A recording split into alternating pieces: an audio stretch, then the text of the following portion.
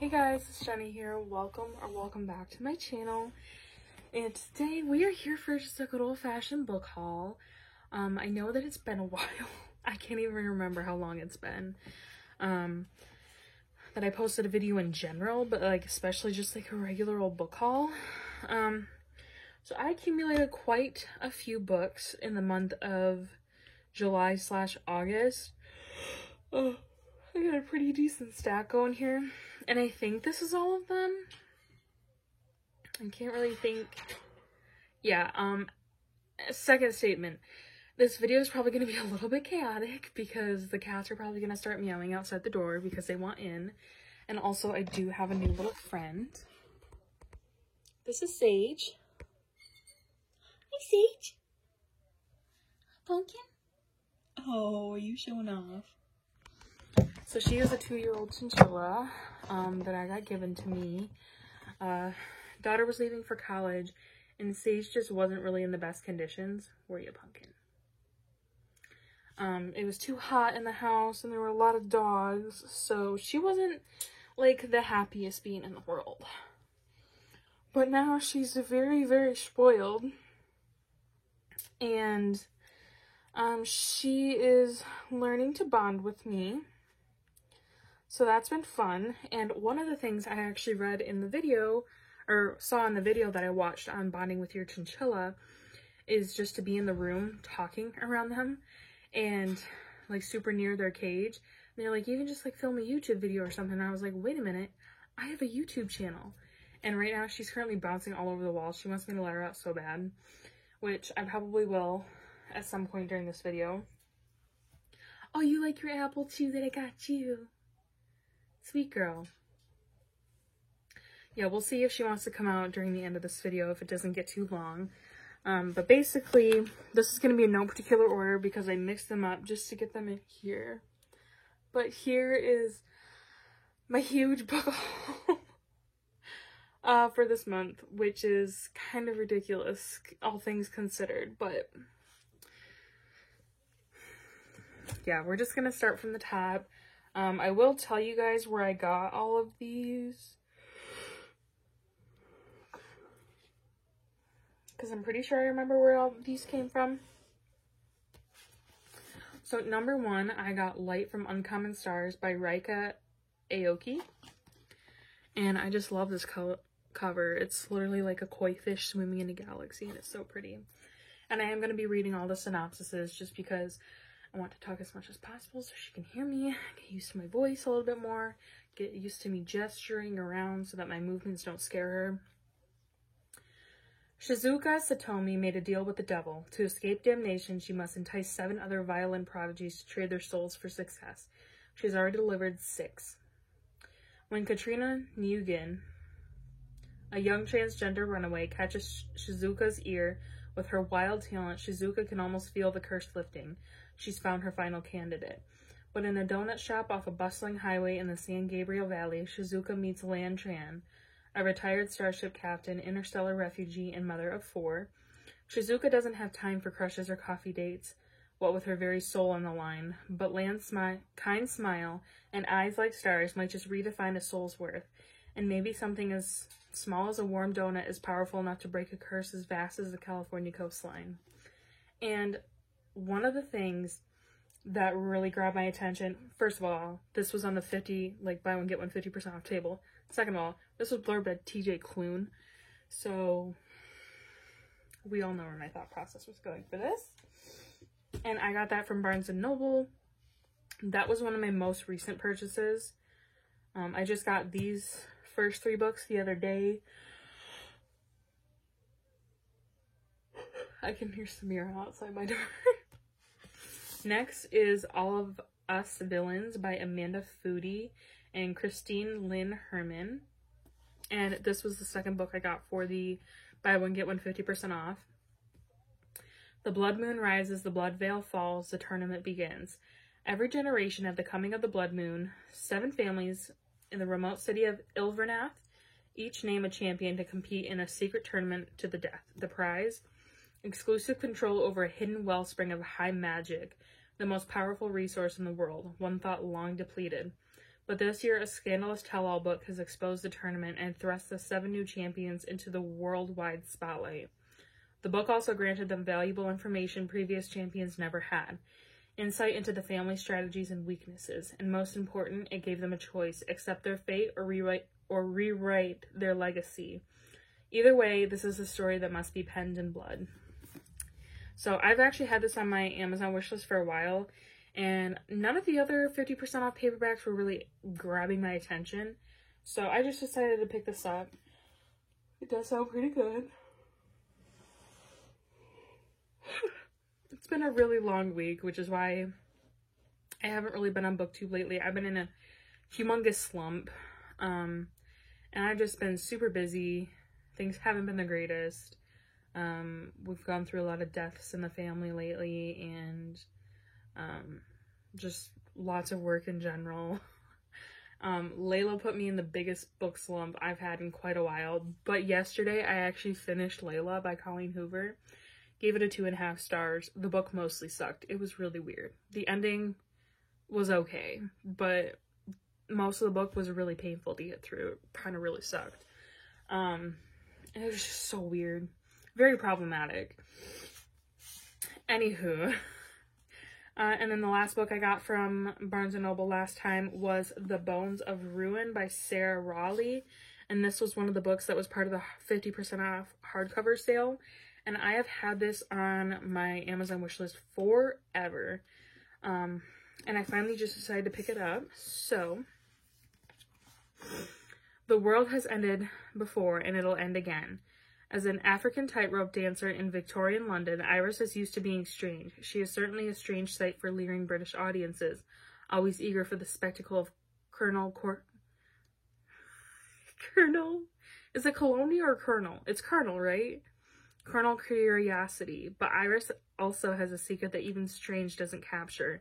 She cannot die. Haunted by her unnatural power and with no memories of her past, Iris is obsessed with discovering who she is, but that mission gets more complicated when she meets the dark and alluring Adam Temple, a member of a mysterious order called the Enlightenment Committee.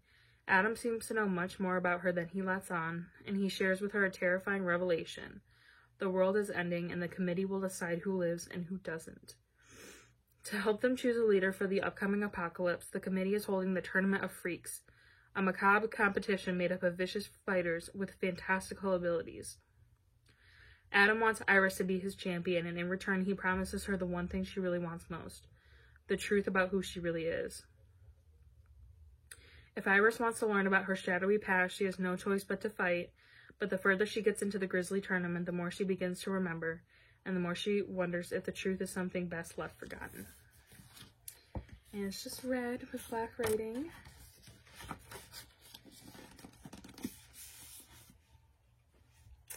Next is actually a pretty recent release that I actually found at the Dollar Tree. When I saw it, I was like, hold on. I just looked at this in Barnes & Noble the other day. And it is The Sullivan Sisters by Catherine Ormsby. A beautiful cover. Even more beautiful end pages. And the book underneath is purple and black.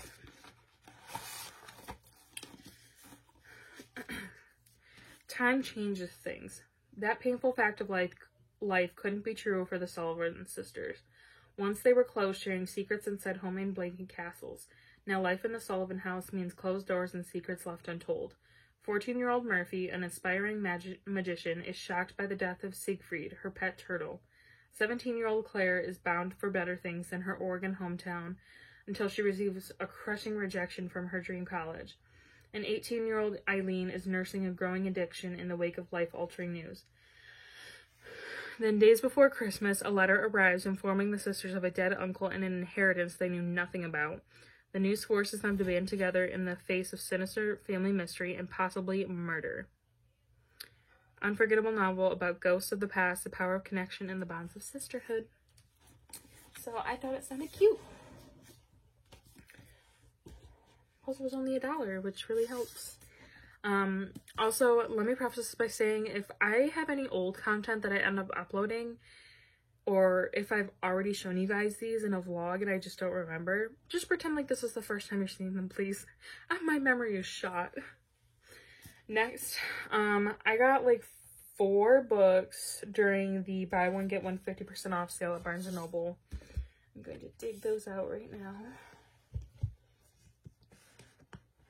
Literally pretty sure I got the rest of these at Target besides one. Yep.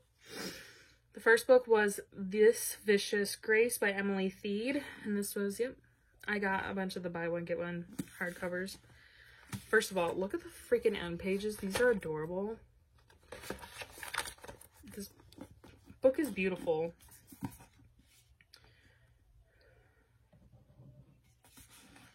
Three weddings, 3 funerals. Alessa's gift from the gods is supposed to magnify a partner's magic, not kill every suitor she touches. Now, with only weeks left until a hungry swarm of demons devours everything on her island home, Alessa is running out of time to find a partner and stop the invasion. When a powerful priest convinces the faithful that killing Alessa is the island's only hope, her own soldiers try to assassinate her. Desperate to survive, Alessa hires Dante, a cynical outcast marked as a killer, to become her personal bodyguard. But as rebellion explodes outside the gates, Dante's dark secrets may be the biggest betrayal. He holds the keys to her survival and her heart, but is he the one person who can help her master her gift or destroy her once and for all? Next, from the 50% off sale, I got the sequel to These Hella Vows, and it is These Twisted Bonds by Lexi Ryan. This is one I will not be reading the synopsis for, granted that it is a sequel. But yeah, again, with the black and purple. I'm seeing a very big black and purple theme in books right now. But I am not a big fan of this cover compared to the last cover. But I mean, I guess it'll do. I cannot, like, knock how much this guy looks like Landon from Legacies. I don't know. That's all I can see when I look at him. Next, from the buy one get one 50% off sale at Barnes & Noble, I picked up the new Riley Sagar, The House Across the Lake. I'm very excited for this. I've been waiting for it for quite some time. And this one is teal and black, and I really love the color scheme.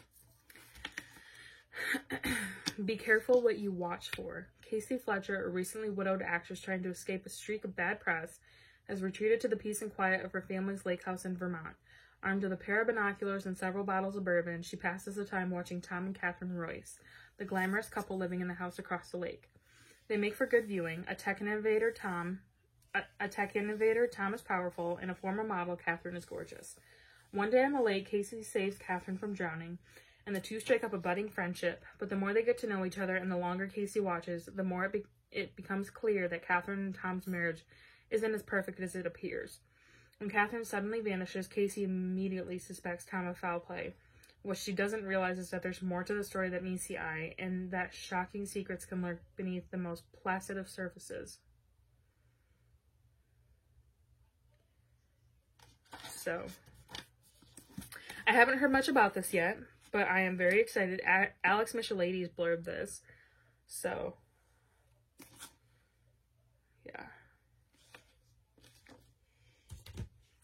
And the final book I got from the buy one get one 50% off sale was the new Emily XR Pan, and this is An Arrow to the Moon, another stunning book. I was so excited when I saw that there was a new Emily XR Pan, blue and yellow. Hi, Pumpkin. You sniff? She's so cute. Why are these pages messed up? Oh, there we go. In Fairbridge, where we lay our scene, Hunter Yee has perfect aim with a bow and arrow, but all else in his life feels wrong. He's sick of being haunted by his family's past mistakes. The only things keeping him from running away are his little brother, a supernatural wind, and the bewitching girl at his new high school. Luna Chang dreads the future. Graduation looms ahead, and her parents' expectations are stifling. When she begins to break the rules, she finds her life upended by the strange new boy in her class, the arrival of unearthly fireflies, and an ominous crack spreading across the town of Fairbridge. As Hunter and Luna navigate their family's enmity and secrets, everything around them begins to fall apart. All they can depend on is their love, but the time is running out and fate will have its way. I love magical realism books like this, especially hers, where they're mostly written in prose, just super short chapters. I don't know if this one's written in prose. This kind of seems... Yeah, it's only like, at most, it's looking like, oh, this is like multiple point of views. Next is a book I picked up from Target, and this is one I've been seeing a lot of on BookTok, and specifically a YouTuber named Olivia Reads a Latte. She talks about this book a whole lot. I have heard that there's a couple, if this is the book I'm thinking of, I think there's like a couple of like problematic tropes in this, but I'm not 100% sure. And it is the Southern Book Club's Guide to Slaying Vampires by Grady Hendrix. I don't know why, like, this book does not really seem up my alley, but I've been hearing about it so much, and I saw it at Target, and I've never ever seen this book in stores before, so I picked it up. I don't think this has a blurb. Oh. Patricia Campbell's life has never felt smaller. Her husband is a workaholic, her teenage kids have their own lives, her senile mother-in-law needs constant care, and she's always a step behind on her endless to-do list. Felt that. The only thing keeping her sane is her book club, a close-knit group of Charleston women united by their love of true crime. Then James Harris walks into her life during the summer of 1993. He makes her feel things she hasn't felt in years, but when children on the other side of town go missing, Patricia wonders if he's connected. Is he a Brad Pitt, a Bundy, or something much worse? So... I've heard amazing things about this. Oh my god. I love the end page. Very pretty. Next is also a really beautiful book that I picked up at Target. And this is Blood and Moonlight by Erin Beatty. Like, can we just literally... We just need to take this in. This book is freaking stunning. And again, purple. She's got her paws up on the cage listening to me. You're so cute. Sage. Sage. Hi, baby. Do you want to come out? Maybe in a little bit. We're almost done. Okay. Rising above the city of Collis is the Holy Sanctum, and watching over its many spires is Katrin, an orphan girl whose unique skills serve the Sanctum's master architect, for she alone can spot the building's flaws in construction before they turn deadly. But when Katrin witnesses a murderer escaping the scene of his crime, she's pulled into a dangerous chain of events where the only certainty is that the killer will strike again. Assigned to investigate is the brilliant and I can't ever say this word. An enigmatic Simon, whose insights into the mind of a predator are frighteningly accurate. As the grisly crimes continue, Katrin finds herself caught between killer and detective while hiding her own secret, a supernatural sight granted by the moon destined to make her an outcast, and the only thing that might save her, and those she loves, from becoming the next victims. What is on my foot? Next book is also a Target pick, and I just picked this up recently as well. And this is called We Were Never Here by Andrea Bartz. Very rainbowy thriller. Your best friend killed a man. Now she needs your help. Again. Emily is having the time of her life with her friend Kristen in the stunning mountains of Chile, until she enters their hotel suite to find it covered in blood. Kristen claims that the cute backpacker she brought to their room attacked her and she had no choice but to kill him in self-defense. Panicked, Emily helps her hide the body, but as the walls close in on their cover-up, she wonders if they can truly outrun their dark secrets, and if she can really trust her closest friend. After all, this isn't the first time one of their trips has ended in bloodshed. I don't know what y'all thinking, but I'm thinking she's probably a killer. Who knows? And the final book is the one I picked up most recently. I grabbed this from Walmart. It's caught in my eye at both Target, Barnes & Noble, and just like all around. I just think it's a very beautiful book. And this is the cover. It's so pretty. It is A Magic Steeped in Poison by Judy I. Lin. Again, purple. Seeing a reoccurring theme here. For Ning, the only thing worse than losing her mother is knowing that it's her own fault. She was the one who unknowingly brewed the poison tea that killed her mother, the poison tea that now threatens to also take her sister Shu. When Ning hears of a competition to find the kingdom's greatest Shinongshi, masters of the ancient and magical art of tea making. She travels to the imperial city to compete. The winner will receive a favor from the princess, which may be Ning's only chance to save her sister's life. But between the backstabbing competitors, the bloody court politics, and a mysterious and handsome boy with a shocking secret, Ning might actually be the one in more danger. So, not gonna lie, this is mostly a cover by because I think it's beautiful, but it sounds good as well, not gonna lie. So those were, I think, most of the books I've accumulated in around the past month. I have been pretty good. I have not ordered any in quite a while. I can't even remember the last book I ordered. I really can't. But, yeah, I figured I saw a whole stack of books that I hadn't put away yet, and I knew that I hadn't done an unboxing. And I was like, you know what? These have kind of, like, I've accumulated, like, 1 to 4 at a time. So I was like, I'm gonna do an old-fashioned book haul. I haven't seen you guys in a while. So I figured, why not? So Miss Sage is very curious. Come here. Come here. Hi, baby. Hi, Pumpkin. Are you so cute? So yes, now it is time for me to socialize with her before she gets really angry. Because if you did not know, chinchillas are crepuscular. So their most active times are at dawn and dusk. And you're so cute. And they kind of sleep like 50-50 during the day and at night. So, yeah. Anyways, thank you guys for watching. I hope you enjoyed, and I will see you next time for a brand new video. Hopefully soon, because I miss BookTube.